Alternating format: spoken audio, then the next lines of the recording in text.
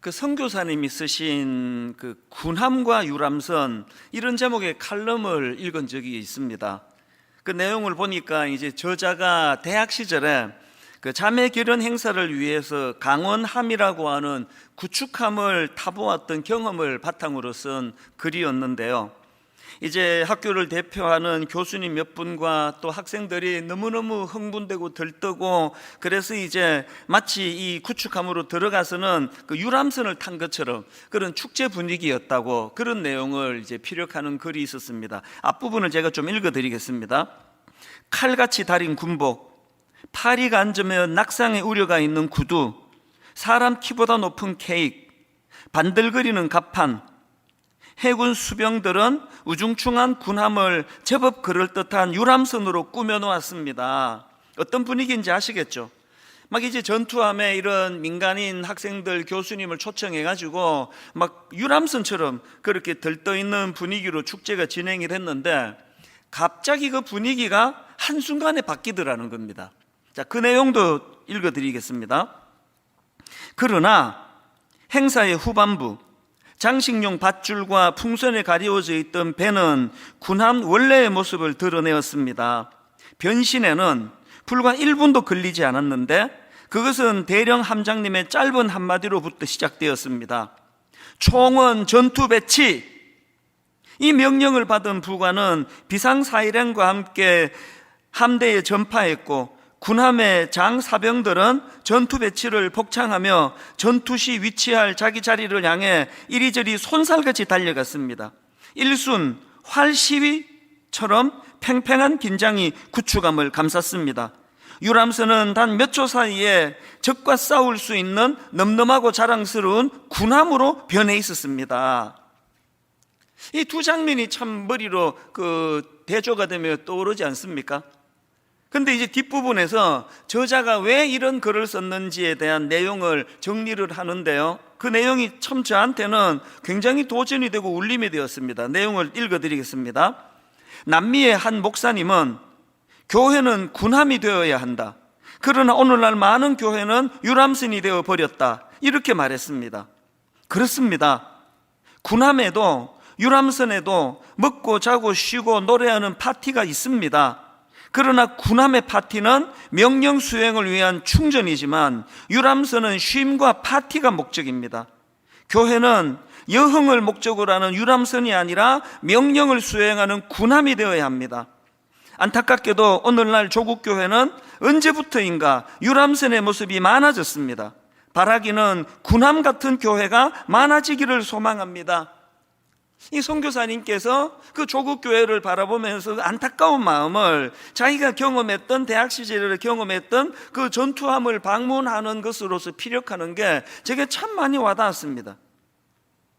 사실 지금 흔히들 교회는 유람선이 아니라 전투함인데 오늘날 교회는 유람선이 되어버렸다, 이런 탄식의 소리를 종종 듣지 않습니까?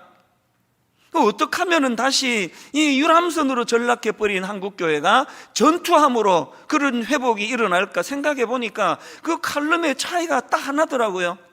앞부분에서 막 그냥 여흥을 즐기듯이 그냥 막 북적북적거리고 풍선을 띄우고 그 유람선처럼 됐던 그게 후반부에 어떻게 전투함으로 바뀌었나 보니까 딱 하나예요. 그 전투함에는 함장님, 대령 함장님이 자리 잡고 있었고 그 함장님의 명령이 있었다는 겁니다. 총원 전투 배치! 그 함장이 한마디 명령으로 말미암아 유람선처럼 어수선하던 그 배가 다시 전투함으로서의 위용을 회복할 수 있었다고 한다면, 이제 저는 오늘 본문 에베소서 6장 11절 말씀을 이런 관점으로 돌아보기를 원합니다. 6장 11절을 보십시오. 마귀의 간계를 능히 대적하기 위하여 하나님의 전신갑주를 입어라. 저는 이 말씀을 묵상하는데요, 마치 그 칼럼에 나오는 대령 함장의 그 명령처럼 총원 전투 배치, 이 말씀으로 들리는 것 같아요. 그 대령 함장의 총원 전투 배치, 이 말씀이나 오늘 본문에서 마귀의 간계를 능히 대적하기 위하여 하나님의 전신갑주를 입어라. 여러분, 오늘날 교회 안에 함장 되시는 예수 그리스도가 살아계시고 함장 되시는 예수 그리스도가 이렇게 선포하시는 선포 말씀에 귀를 기울일 수만 있다면 유람선으로 전락해버렸다는 탄식이 난무하는 이 시대에 어느 날 교회가 다시 전투함으로써의 위용을 회복하게 될 줄로 믿습니다. 이런 점에서 저는 코로나19가 참 우리를 아프게 하는 그 이후로 종종 저는 요한복음 2장에 나와 있는 가나 혼인잔치의 그 한마디를 머릿속으로 자꾸 맴도는 습관이 생겼습니다. 그 한마디가 뭐냐? 자, 요한복음 2장 1절부터 보십시오. 사흘째 되던 날 갈릴리 가나에 혼례가 있어 예수의 어머니도 거기 계시고 예수와 그 제자들도 혼례의 청함을 받았더니 그 다음에 포도주가 떨어진지라. 저는 이 한마디가요 너무너무 가슴 아프게 제 마음의 울림으로 외침으로 자꾸 되뇌어지는 겁니다. 포도주가 떨어진지라. 그 혼주 입장에서 뭐 모든 걸 다 갖추지 않았습니까? 모든 손색이 없는 잔치에 걸맞는 걸 다 갖추고 심지어는 예수님과 그 제자들까지 초청을 하는 이런 구색을 다 갖추었지만 전혀 예상을 하지 못했던 잔치 도중에 포도주가 떨어진지라. 제가 이 한마디를 왜 되뇌는가 하면은요, 참 오늘 코로나19가 우리를 이렇게 비참하게 만들었다, 거기에 초점이 있지 않습니다. 하나님께서 요한복음 2장 안에 이 가나 혼인잔치 사건을 기록해 하신 것은 그 인간의 비참함을, 인간의 수치를 드러내시기 위함이 아닙니다. 이 포도주가 떨어진지다가 나중에 얼마나 환희에, 얼마나 기쁨의 선포로 바뀌어집니까? 물을 포도주로 바꿔주시는 그 기적의 역사가 나타나는 현장이 가나 혼인잔치 아닙니까? 제가 왜 은혜를 받습니까? 유람선처럼 어수선해져 있던 그 구축함 안에서 함장이 계시고 그 함장의 명령 한마디로 다시 모든 것들이 전투함의 위용으로 회복되듯이 포도주가 떨어진지라 그 초라하고 비참한 그 현장이었지만 그 모든 것이 회복되기 위한 조건은 딱 하나였습니다. 그 현장에 예수님이 계셨다는 사실입니다. 여러분, 반대로 생각해 보십시오. 모든 것들이 완벽하게 다 진행이 됐는데 거기에 예수님이 계시지 않는다. 그 유람선입니다. 하루 잘 놀았겠죠.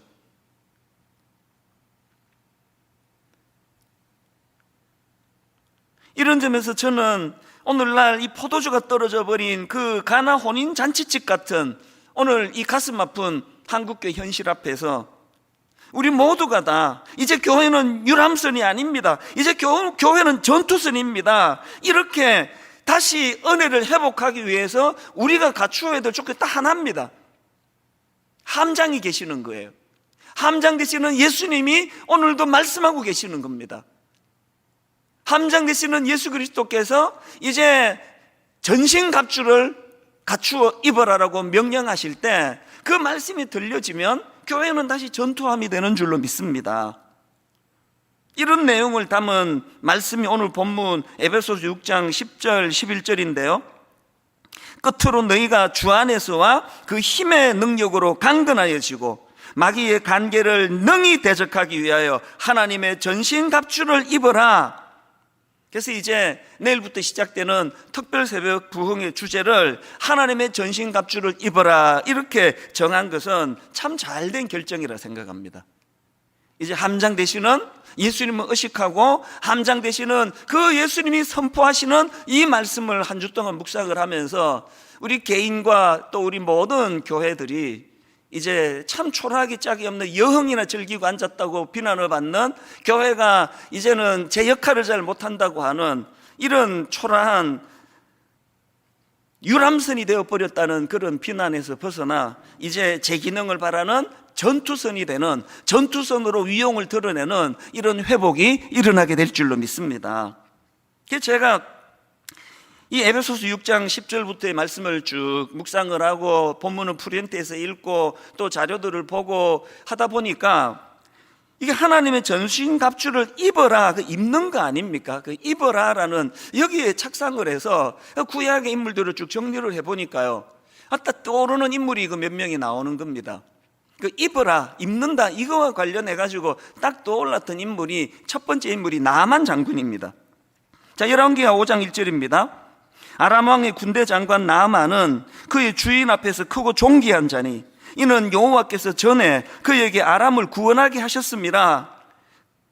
그는 큰 용사이나 나병 환자더라. 여러분, 이 말씀에서의 대반전이 이겁니다. 그는 큰 용사이나, 그는 그의 주인 앞에서 크고 존귀한 자라고 평가를 받으나 모든 사람이 그를 대단한 사람으로 그렇게 칭송하면서 띄우나 나병 환자더라예요. 저는 이 말씀 속에서 나아만 장군의 고뇌를 엿볼 수 있다고 생각하는데요, 누가 자기를 크고 존귀한 자라고 세우든지, 누가 자기를 큰 용사라고 떠받들든지 그런 거와 상관없이 누가 아무리 자기를 짙게 세워도 본인은 이 나병 환자라는 고뇌에서 벗어날 수 없는 그 마음의 아픔을 가졌다고 생각을 합니다. 이런 관점에서 보면요, 나아만 장군의 그 화려한 갑옷은 자기의 부끄러움과 수치를 감추는 도구로 전락될 수 있다는 거 아닙니까? 오늘 현대인들의 모습 아닙니까? 유난히 그 자기를 과시하기를 좋아하고 뭔가를 이 세상적인 그 무엇을 가지고 그것을 떠벌리기 좋아하는 사람들을 보고 아이고 저 교만한 사람 이렇게 하시는 분이 계시는데 그 잘못 보신 거예요. 유난히 자기를 과시하기 좋아하고 하는 그런 분들은 그만큼 내면이 허하다는 소리예요. 감추고 싶은 게 많다는 뜻입니다. 공허함이 크다는 것입니다. 오늘 여러분, 우리가 함장 되시는 예수 그리스도께서 정말 우리 하나님의 전신갑주를 입으라라는 이 말씀이 들려지기를 원한다면 먼저 이런 내 이 부끄러움을 가리는 나아만 장군의 갑옷을 벗어버려야 돼요. 벌거벗은 몸으로 하나님 앞에 단독자로 서야 됩니다. 하나님, 몰라서 사람들이 저를 어떻게 평가하는지 몰라도 저는 여전히 하나님 앞에 은혜가 필요한 초라한 인간에 불과합니다. 이 나아만 장군의 갑옷을 벗는 사람의 모습이라고 상징적으로 좀 그렇게 생각을 합니다. 그런가 하면은 이 전신갑주를 입어라, 이 말씀을 묵상하다가 한 인물이 더 떠올랐는데요, 골리앗 앞에 선 다윗입니다. 그 어린 다윗이 지금 물맷돌을 들고 골리앗을 상대하려고 나아가려고 하는 그 상황인데요, 사무엘상 17장 38절입니다. 이에 사울이 자기 군복을 다윗에게 입히고 노투구를 그의 머리에 씌우고 또 그에게 갑옷을 입히매. 이게 왜 문제가 되느냐? 39절입니다. 다윗이 칼을 군복 위에 차고도 익숙하지 못하므로 시험적으로 걸어보다가 사울에게 말하되 익숙하지 못하니 이것을 입고 가지 못하겠나이다 하고 곧 벗고 그 화려한 사울왕의 갑옷을 벗어버렸어요. 그리고는 이제 40절에서 손에 막대기를 가지고 시내에서 매끄러운 돌 5을 골라서 자기 목자의 제구 곧 주머니에 넣고 손에 물매를 가지고 블레셋 사람에게로 나아가니라. 여러분, 그 겉만 번드르하게 꾸미는 걸 허례허식이라 그러지 않습니까? 오늘 저를 포함해 수많은 현대인들이 다윗 왕의 갑옷으로 치장하기를 좋아합니다. 큰 교회 목사래. 그 굉장히 듣기 좋은 이야기 아닙니까? 유명하대. 그 목사 설교 많이 듣는데, 때때로 저는 제게 씌워져 있는 그 모든 것들이 다 사실은 이게 함정일 수 있다. 이게 다윗의 옷에 씌워진 사울왕의 갑옷일 수 있다. 이걸 벗어 던져야 된다. 이걸 벗어 던지지 않고는 하나님의 전신갑주로 덧입기가 어렵다. 그런 자각을 할 때가 종종 있는 것을 고백할 수밖에 없습니다. 여러분, 이렇게 나아만 장군의 자기 치부를 가리는 차원에서의 갑옷을 벗어 던지고 그런가 하면은 그 어린 다윗에게 더 씌워진 이 화려한 사울 왕의 갑옷을 다 벗어 던지는 것으로부터 은혜가 시작이 된다고 한다면, 그런 면에서 저는 사사기 6장에 나오는 기드온의 갑옷, 굉장한 의미를 가지고 있다고 생각을 합니다. 이게 무슨 말씀인가 하면은, 여러분 그 사사기 6장에 나오는 기드온 아시잖아요? 원래 겁이 많고 참 소심하고 심약했던 사람입니다. 사사기 6장 11절입니다. 마침 요아스의 아들 기드온이 미디안 사람에게 알리지 아니하려 하여 밀을 포도주 틀에서 타작하더니, 그 자료를 보면은요, 뭐 요즘도 그렇겠죠. 이 밀타작이라는 거는 원래 넓은 마당에서 타작용 마차를 끌고 가거나 황소를 이용해 가지고 그렇게 그 밀타작을 한다고 하는데, 아니 왜 기드온은 지금 그 밀타작을 이렇게 좁은 포도주 밭에서 포도주 틀에서 하고 있는가? 이 질문에 대해서는요, 이 11절을 세 번역 읽으면 금방 답이 나옵니다. 자, 11절 세 번역입니다. 그때에 요아스의 아들 기드온은 미디안 사람들에게 들키지 않으려고, 미디안 사람들에게 들키지 않으려고 포도주 틀에서 몰래 밀 이삭을 타작하고 있었다. 이게 어떤 상황인지 아시겠죠? 이렇게 겁이 많고 소심하고 나약한 사람이 기드온인데, 아니 어떻게 이런 나약한 기드온이 그 미디안 사람들에게 들킬까 두려워가지고 몰래 밀 이삭을 타작하던 이런 소심한 사람이 나중에 그냥 그 미디안과의 전쟁을 진두지휘하고 그 전쟁에서 대성을 거둔 업적을 남기고 이런 용사가 될 수 있었을까? 이 놀라운 변신의 근본적인 원인이 뭘까? 근원이 뭘까? 바로 이 질문에 대한 답이 사사기 6장 34절에 나와 있습니다.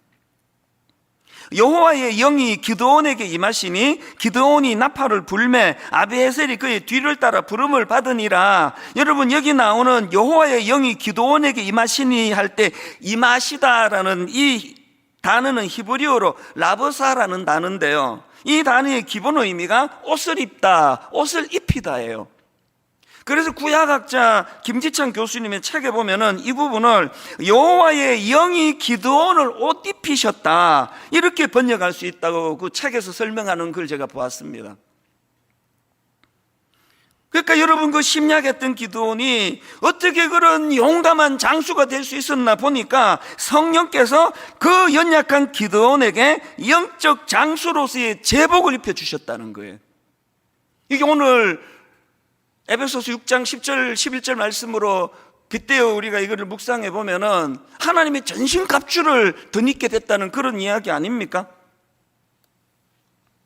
저는 저와 여러분 모두가 이번에 정말 하나님의 전신 갑주를 덧입기 위하여 하나님, 나만의 갑옷을 벗기를 원합니다, 사울의 갑옷을 정말 벗기를 원합니다, 이런 맥락으로 보면은요, 저는 지금 몇 주째 시리즈로 이 코로나19가 우리에게 주는 의미, 메시지가 뭘까? 그래서 이제 하나님께서 우리 민낯을 다 드러나게 하신 사건이다, 뭐 순장 10년 차, 뭐 장로 10년 차, 뭐 이런 것들이 참 이 코로나19 앞에서 얼마나 무기력한가라는 걸 다 드러내신 사건이다. 뭐 순장 10년 차가 뭐 그게 뭐 민낯이 드러나는 게 뭐가 부끄럽습니까? 목회 30년 차인 제 민낯이 다 드러나고 있는데요. 그런가 하면은 오늘 이 본문을 가지고 제가 묵상하다가 보니까 여러분, 코로나19 이 사건은요, 하나님 우리 민낯을 드러내게 하신 사건인 동시에 하나님이 그 나만의 갑옷으로 치장하고 있는 우리 갑옷을 확 벗겨버린 사건이라 생각합니다. 한국 교회가 그냥 교회도 크고 사람도 많이 모이고 그냥 그럴듯하다고 그렇게 살아가던 저희들에게 영적인 실력이 밑바닥이 다 드러나게 만드신 사건이라고 저는 생각을 하는데요, 이게 왜 우리에게 위로가 되고 희망이 되는지 아십니까? 하나님이 이렇게 우리가 의지하던 나만의 갑옷을, 사울 왕의 그 화려한 갑옷을 확 벗겨버리시는 거는 그 우리를 그냥 수치로 몰고 가시기 위한 게 아니고요, 그렇게 하시기 위해서, 그렇게 하시는 하나님의 의도 속에는 기드온의 갑옷을 입혀주시기 원함입니다. 오늘로 말씀드리자면 하나님의 전신 갑주로 덧입혀 주시기 위해서입니다. 애가 한 6살, 7살 이렇게 되면은 이 밖에 나가서 막 그냥 흙바닥을 뒹굴고 막 옷 전체가 다 더럽고 냄새가 나고 그런데요, 그 미운 7살이라 그러지 않습니까? 아무리 옷을 갈아입으라고 그 냄새 난다고 먼지 묻었다 이렇게 해도 애들이 그 귀찮아서 안 합니다. 그런데 어떤 엄마들은 애한테 그렇게 달래고 그렇게 할 때도 있지만 아무 말 안 해가지고 옷을 획 벗겨버려요. 화들짝 놀라면은 씻겨가지고 새 옷을 입혀주는 그 어머니의 마음, 이게 오늘 본문에서 오늘 우리 심령에 하나님의 전신갑주를 입어라, 이 말씀을 주시는 하나님께서 오늘 이 코로나19를 통하여 우리의 부끄러운 민낯을 그대로 드러내시는 하나님하고 그 마음이 좀 비슷한 거 아닐까, 그런 생각을 해보는 겁니다. 그래서 이제 내일부터 이제 에베소서 6장 10절부터 20절까지의 말씀을 바탕으로 하나님의 전신갑주를 입어라, 이 시리즈 설교를 이제 시작을 하는데요, 제가 이번에 한 가지 좀 제안을 하고 싶습니다. 제안보다는 조금 더 센 표현으로 제가 한 가지 뭐라고 표현할까요? 도전을 드리고 싶습니다. 더 노골적으로 말씀드리면 숙제를 드리고 싶습니다. 이번에 이 하나님의 전신갑주를 가지고 시리즈로 공부할 동안에 여러분 에베소서 6장 10절부터 20절까지를 암송하게 되시기를 바랍니다. 이 암송을 거룩한 숙제로 부담으로 받아서 이제 우리 모두가 다 매일매일 이제 우리 팀에서 만든 하나님의 전신갑주를 입어라, 이 홈페이지 오셔가지고 이거 다운받으셔서 매일매일 묵상의 재료로 삼으시고요. 그런가 하면은 무엇보다도 중요한 거는 본문, 이 에베소서 6장 10절부터 20절을 이제 우리가 암송하면서 은혜를 누리는 한 주간이 되시기를 바랍니다.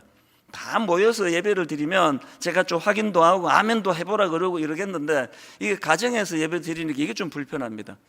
자, 오늘 제 귀에는 안 들리겠지만 각 가정에서 예배 드리시는 분들이 하나님 앞에 결단하는 차원에서 제가 숙제를 드리면 아멘으로 화답해 주시기를 바랍니다. 이번 특세 기간 동안에 혹은 나는 잘 암기가 안 됩니다 하는 분들은 한두 주 더 연장을 하더라도 이번 기회에 에베소서 6장 10절부터 20절 말씀을 암송하게 되시기를 바랍니다.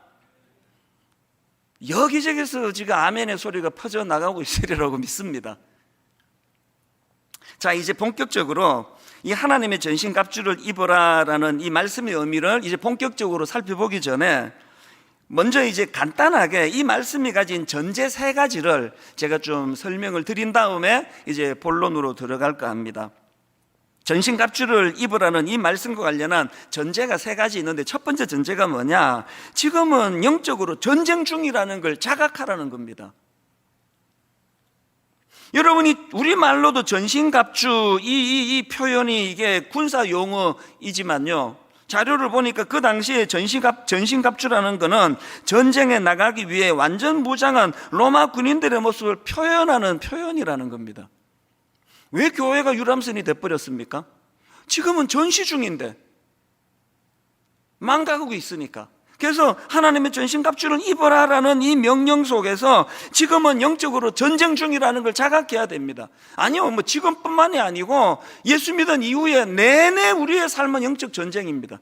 예수님 믿기 전에는 무슨 전쟁이 필요합니까? 세상이 흘러가는데도 따라만 가면 됐는데, 그런데 주님의 십자가를 통하여 이제 성령님이 내 안에 좌정하고 계시면서부터 매일의 삶이 갈등이에요. 매일의 삶이 이 악한 세상의 가치관과의 이 자녀 교육이 왜 이렇게 어렵습니까?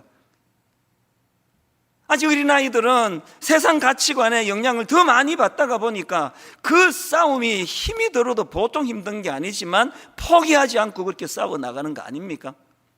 그런가 하면은 전신갑주를 입으라는 말씀의 두 번째 전제가 뭐냐 하니까 승리하기 위해서 강한 군사가 되라는 것입니다. 12절을 보십시오. 우리의 씨름은 혈과 육을 상대로 하는 것이 아니요, 이런 표현이 나오는데요, 우리말 성경에는 이 씨름으로 표현을 했는데, 제가 그 NIV 성경을 찾아보니까 여기에 나오는 이 씨름 대신에 스트러글이라는 그 단어를 썼더라고요. 우리가 잘 알듯이 투쟁하다 이런 뜻을 가진 단어인데요, 제가 좀 더 깊이 보려고 국어 사전, 영어 사전을 제가 찾아봤더니요, 야, 이 표현 하나하나가 꼭 무슨 우리 인생의 그 점층법처럼 그렇게 설명을 달고 있더라고요. 이 스트러글이라는 단어의 그 사전적인 설명이 이렇게 돼 있었습니다. 투쟁하다, 몸부림치다, 허우적거리다, 버둥거리다, 힘겹게 나아가다. 이게 꼭 그 점층적으로 우리 삶을 보여주는 것 같아요. 여러분, 우리 삶 자체가 투쟁하는 삶 그 자체 아닙니까? 우리 삶 자체가 투쟁일 뿐만 아니라 그 투쟁하는 과정에서 몸부림치고 허우적거리고 바둥거리면서 그렇게 힘겹게 나아가는 삶이 우리 삶 아닙니까? 왜 우리가 강해져야 된다고요? 영육간의 이 땅의 삶이 이렇게 투쟁적인 삶을 살아야 되기 때문에, 그래 우리가 더 강해져야 된다는, 맨날 그냥 우는 소리하고 죽겠다 그러고 못 살겠다 그러고 이렇게 갈 수 없으니까 더 강해져야 된다는 거예요. 이게 성경에 보면은 강하라, 담대하라 이런 권면이 참 많이 나오는 걸 알지 않습니까, 여러분이? 디모데후서 2장 1절, 내 아들아, 그러므로 너는 그리스도 예수 안에 있는 은혜 가운데 강하고, 또 이사야 1장 6절 7절, 강하고 담대하라. 너는 내가 그들의 조상에게 맹세하여 그들에게 주리라 한 땅을 이 백성에게 차지하게 하리라. 오직 강하고 극히 담대하여. 여러분, 전쟁 중이라면 승리해야죠. 승리하기 위해서는 약해서 안 된다는 겁니다. 강한 군사가 되시기를 바랍니다. 이것이 두 번째 전제입니다. 그리고 마지막 세 번째 전제는, 전신갑주를 입으라는 말씀 속에는 어떤 전제가 있습니까? 강한 군사가 되기 위해서는 영적으로 무장해야 된다. 이게 전제로 나와 있는 말씀 아닙니까? 이제 내일부터 일주일 내내 이 무장에 대한 말씀들을 이제 나누게 될 것입니다. 이 세 가지 전제를 마음에 담으시고요, 이제 좀 더 구체적으로 이 하나님의 전신갑주를 입으라는 말씀이 가진 두 가지 의미를 이제 간략하게 살펴보고 오늘 이제 첫 시간 말씀을 정리하려고 하는데요. 자, 여러분, 하나님의 전신갑주를 입는다는 의미 두 가지 중에 첫 번째 의미가 뭐냐? 힘의 근원을 안다는 뜻입니다. 힘의 근원을 안다. 더 정확하게 말하면 그 힘의 근원이, 우리가 강한 군사가 돼야 되는데 그 힘의 근원이 내 안에서 나오는 게 아니다, 하나님으로부터 주어지는 것이다. 이걸 안다는 뜻이에요. 자, 에베소서 6장 10절이 그 내용입니다. 끝으로 너희가 주 안에서와 그 힘의 능력으로 강건하여지고. 그 우리말에는 이 문법이 사실 뭐 그렇게 중요한 것 같지가 않은데요, 헬라어로 보면은 이 문법이 의미에 굉장히 영향을 미치는 걸 알 수가 있습니다. 오늘 여기 나와 있는 그 힘의 능력으로 강건하여지고, 이것도 마찬가지예요. 이거 문법적으로 보면은 이게 수동태 명령형입니다. 이 수동태 명령형으로 이걸 읽으면 어떻게 되느냐? 더 정확하게 읽으면 이렇습니다. 강건하여지고, 이 말의 의미는요, 강해져야 하는데 스스로 강해지는 것이 아니라 외부의 힘에 의해서 강해지는 것, 이걸 강조한 문법이에요. 이게 그 외부의 힘이 어떤 힘입니까? 10절 다시 한번 보십시오. 가운데를 강조를 두고, 끝으로 너희가 주 안에서와 그 힘의 능력으로 강건하여지고. 강건해져야 되는데 스스로 강해지는 게 아니라는 걸 강조한 표현입니다. 아까 제가 언급했던 디모데후서 2장 1절도 마찬가지입니다. 내 아들아, 그러므로 너는 그리스도 예수 안에 있는 은혜 가운데 강하고, 여기 나와 있는 강하고, 이것도 수동태 명령형이에요. 그러니까 강하여지되 스스로 강해지는 것이 아니라 예수 안에 있는 은혜로 강해진다는 뜻이에요.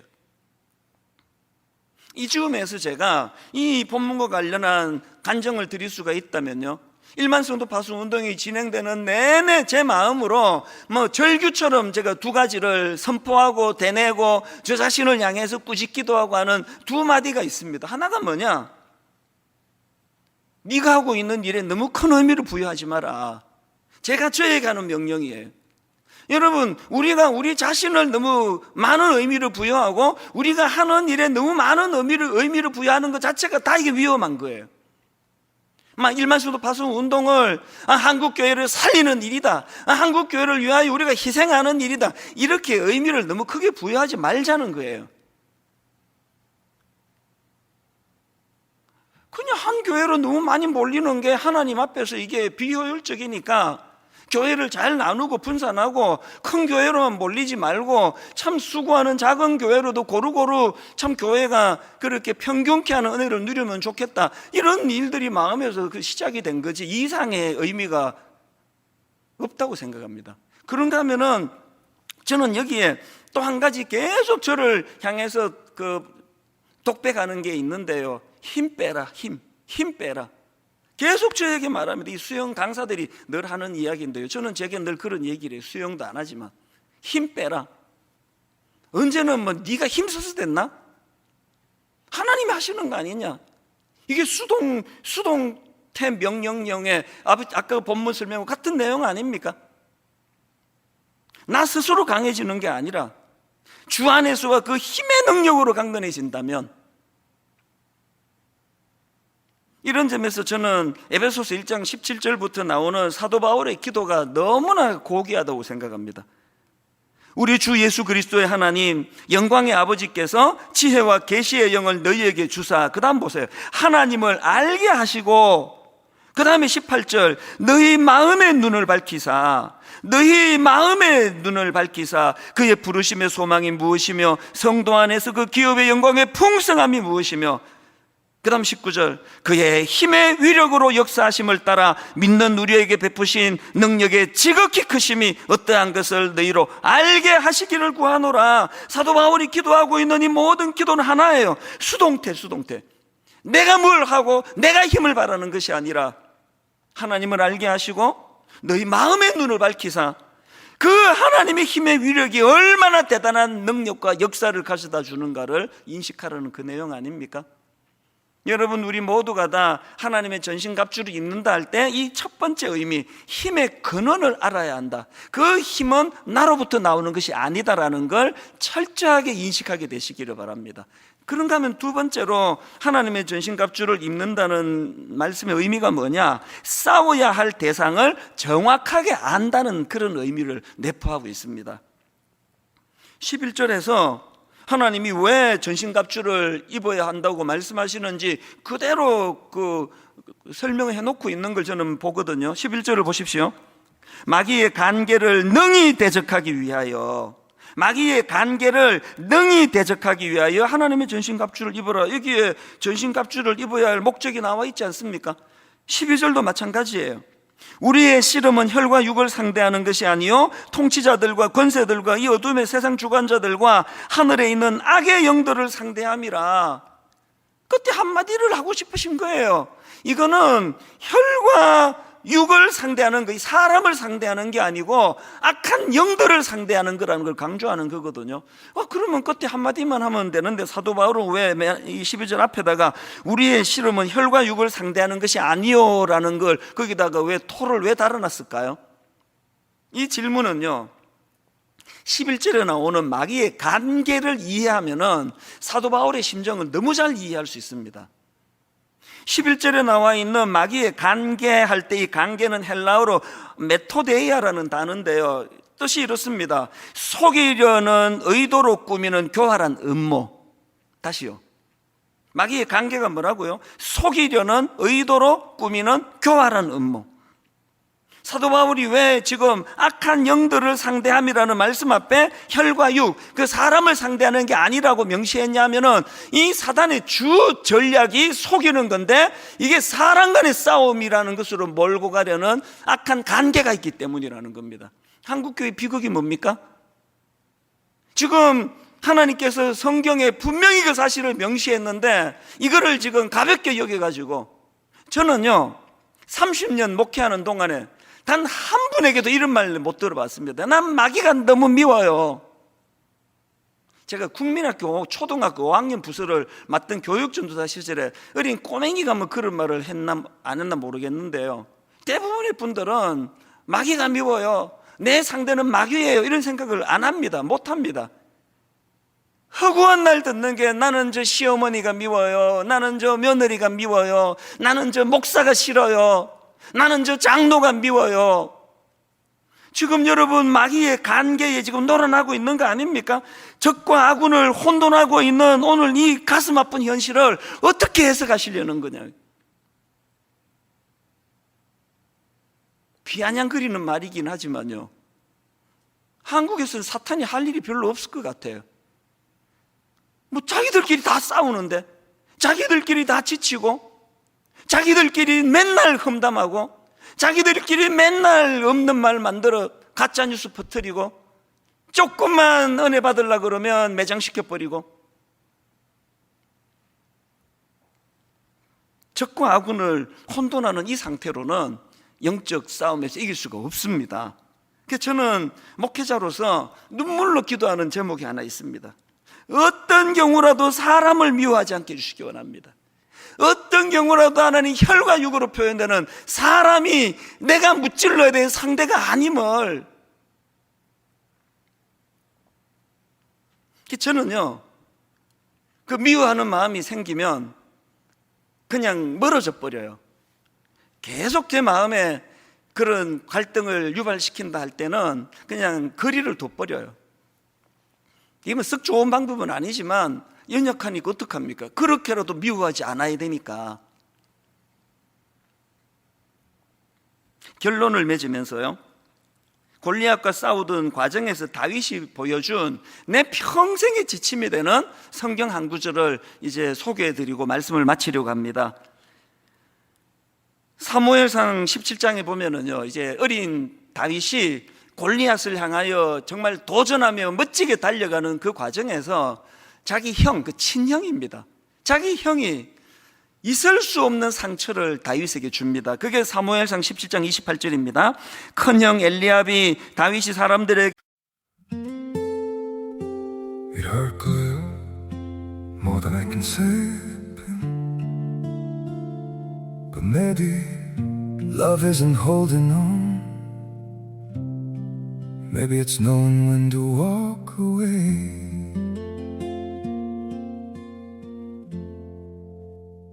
We try to hold what we're slipping through, like sand running from our hands. Every promise started losing shape. We couldn't be what we once planned. Your eyes would look right through mine, like you were already gone. We stayed too long in a fading light, trying to prove we still. It hurt good, more than I can say. But maybe love isn't holding on. Maybe it's knowing when to walk away.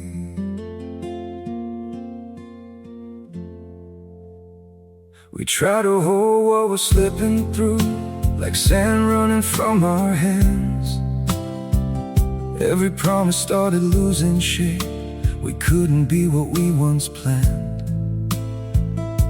Your eyes would look right through mine, like you were already gone. We stayed too long in a fading light, trying to prove we still. It hurt good, more than I can say. But maybe love isn't holding on. Maybe it's knowing when to walk away.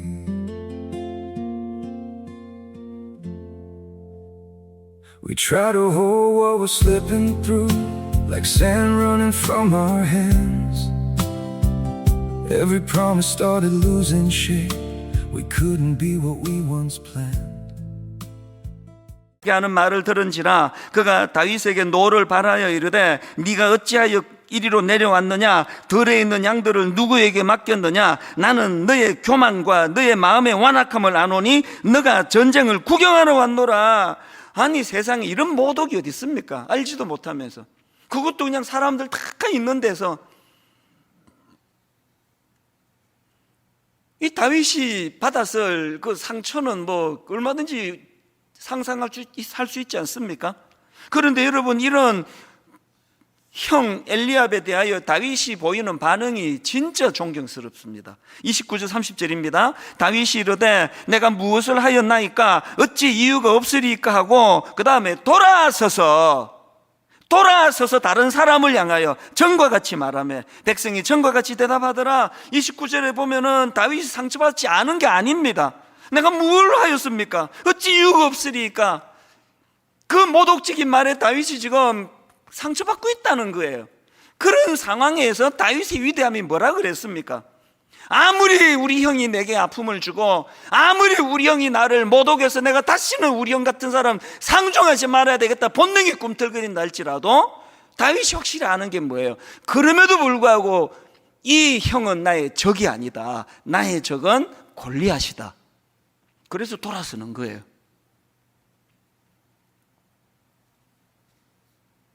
이 두 가지 의미를 잘 묵상하는 한 주간 되시기를 바랍니다. 사실 저는 이번 전신갑주 시리즈 설교를 준비하면서 뭐 책도 많이 구입을 하고 또 자료도 많이 보고 뭐 인터넷도 뒤지고 그랬지만 예전에 제가 했던 전신갑주 시리즈를 참고를 많이 했습니다. 그래서 이제 거기서 필요한 것들도 많이 이제 이번에 재인용을 아마 하게 될 텐데요. 제가 이제 이 설교를 준비하다가 예전에 했던 설교 한 대목에서 마음이 이렇게 그 표현이 어려운 벅찬 감격으로 빠졌던 적이 있습니다. 그게 뭐냐 하니까요, 그 설교 가운데 이제 아마 그때가 1만 수도 파수 운동을 이제 선포한 그 즈음 같아요. 참 아무것도 준비가 안 된 제가 그냥 덜컥 약속을 해드리고 마음이 많이 두려웠나 봅니다. 저희 교회는 뭐 순장님들하고 저하고 동역자 아닙니까?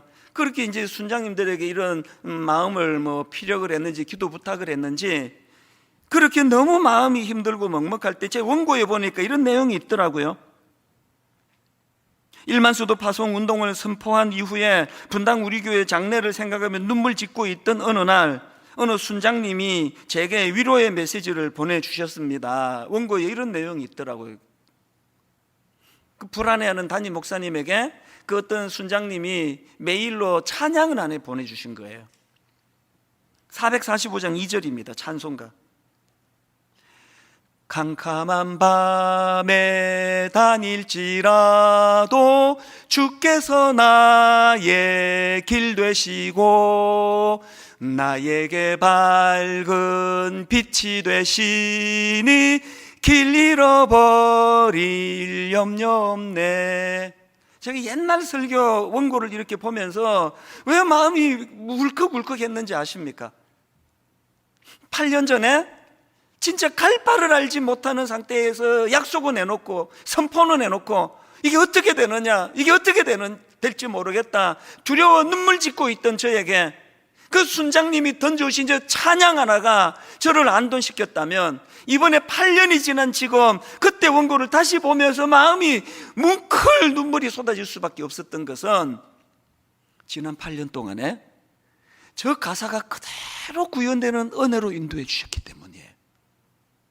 한치 앞을 알 수 없던 캄캄한 밤에 다닐지라도 주님이 나의 길 되어 주시고 주님이 나에게 밝은 빛이 되어 주셨기 때문에 길 잃어버릴 염려 없네. 너무너무 뜨거운 가슴으로 저는 하나님께 사모합니다. 하나님, 또 다른 8년이 지나간 그 지점에 저뿐만 아니고 분당 우리에게 모든 성도님들이 저 찬양이 이루어졌노라고 눈물로 감사할 수 있는 그 길로 인도하여 주시옵소서.